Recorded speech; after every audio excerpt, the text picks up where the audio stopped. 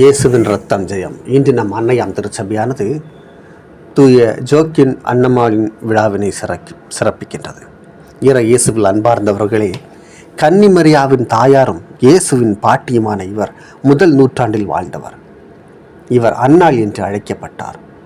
சரித்திரபூர்வமான பதிவுகள் இல்லாததினால் பாரம்பரியம் வழியாகவே அவரது பெயரும் மற்ற விவரங்களும் நமக்கு தெரிய வருகின்றன.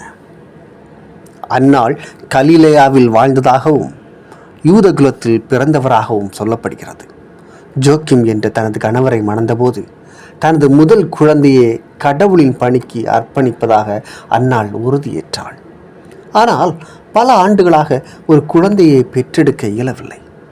இறுதியாக குழந்தை இல்லாமல் இருப்பதால் ஏமாற்றமும் இகழ்ச்சியும் அடைந்து ஜோக்கிம் ஜெப தவம் செய்வதற்காக தனது உதவியாளர்கள் சிலருடன் பாலை நிலத்திற்கு சென்றார்.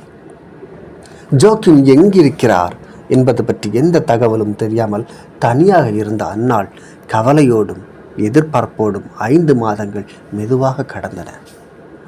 கடைசியாக ஒரு வானதூதர் அன்னாளுக்கு தோன்றி கடவுள் அவரது வேண்டுதலை கேட்டருளினார் என்றும் உலகில் மற்றவரைப் போல அவரும் ஒரு குழந்தையை பெற்றெடுப்பார் என்றும் கூறினார்.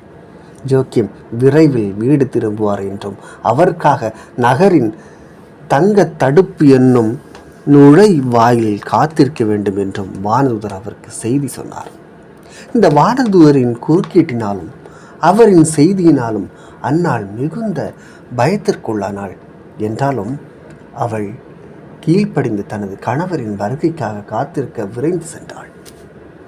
ஜோக்கிம் வந்து சேர்ந்தபோது வானதூதர் அவருக்கும் தோன்றி அறிவித்திருந்ததனால் அவர் ஏற்கனவே அந்த மகிழ்ச்சி தரும் செய்தியை வரப்போகும் குழந்தையை அறிந்திருந்தார்.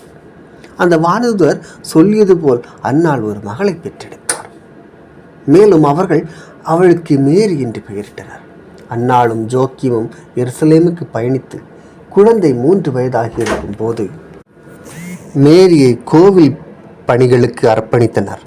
குழந்தை மேரி நடந்து சென்று தனியாகவே கோவில் படிகளில் பயமின்றி ஏறி உள்ளே சென்றாள். இந்த அர்ப்பணிப்பின் வழியாக அன்னாள் ஜோக்கிமை மணந்தபோது கொடுத்த வாக்குறுதியை முழுமையாக நிறைவேற்றினாள். எல்லாம் வல்ல கடவுளாகிய ஆண்டவரே, ஒவ்வொரு உயிரினங்களுக்கும், காட்டு விலங்குகளுக்கும், வீட்டு விலங்குகளுக்கும், பாம்புகளுக்கும், பறவைகளுக்கும், மீன் இனங்களுக்கும் வழிமரபை உண்டாக்குபவரே, அவை அனைத்தும் தங்களது ஈற்றுகளின் பேரில் அகமகிழ்ந்து கொண்டாடுகின்றன. உமது அருளுடைமை என்னும் அன்பளிப்பிலிருந்து நீர் என்னை விலக்கினாலும் ஆண்டவரே, நீர் எனது உள்ளத்தை அறிந்திருக்கிறீர். எனது திருமண வாழ்வின் தொடக்கத்திலிருந்து ஆண்டவரே, நீர் எனக்கு ஒரு மகனோ மகளோ அளித்தீர் என்றால் அவர்களை உமது ஆலயத்தின் சிறு சந்நிதியில் காணிக்கையாக ஒப்புக் கொடுப்பேன் என்று உறுதியளிக்கிறேன். மேரிக்கு ஒரு நல்ல தாயாக அன்னாள் திகழ்ந்தார் என்று சொல்லப்படுகிறது. விவிலிய கலை பாடங்களை மேரி வாசிக்க அன்னாள் கற்றுக் கொடுத்தார். குழந்தைகளோடு சேர்ந்து படிப்பது அவர்களுக்கு அளிக்கும் ஒரு சிறந்த பரிசாகும். அவர்கள் புத்தகங்களை பாராட்ட கற்றுக்கொள்வது மட்டுமல்லாமல், ஆனால் அது முக்கியமாக ஒரு இளைஞரின் சிதறாத நெருக்கமான கவனத்திலிருந்தும் அவர்கள் பயனடைகிறார்கள். உங்களுக்கு உங்கள் குழந்தைகள் இல்லை என்றால் உங்கள் அருகாமையில் உள்ளவர் அல்லது உறவினர் குழந்தைகளை கவனித்து கொண்டு அவர்களுக்கு பாடம் சொல்லிக் கொடுக்க முன்வாருங்கள். பெரும்பாலான தொடக்க பள்ளிகளும் பொது நூலகங்களும் அருகிலுள்ள சமூகத்திலிருந்து ஒரு பழக்கமான ஆசிரியரை அமர்த்தி கொள்கிறார்கள்.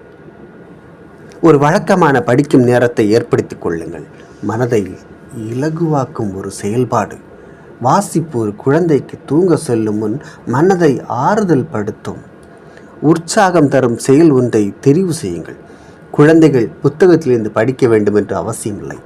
உற்சாகமூட்டும் படங்கள் நிறைந்த பத்திரிகை ஒன்று ஒரு நல்ல விவாத பொருளாக அமையலாம். குழந்தைகள் இயற்கையாக புதிதாக கற்றுக்கொள்வதில் ஆர்வமுள்ளவர்கள். மேலும் அந்த படங்களை பற்றி விளக்கி சொல்ல கேட்பார்கள். தகுந்த இடைவெளியுடன் அவர்கள் படிக்கும் பகுதியில் அடிக்கடி கேள்விகள் கேட்டு உற்சாகப்படுத்துங்கள். ஆகவே நாமும் ஜோக்கின் அன்னம்மாவை போன்று நமது குழந்தைகளை இறை ஆலயத்திற்கு அனுப்பி இறை வழியில் நடக்க, இறை அருளோடு வாழ வழிவகை செய்வோம். ஆமென்.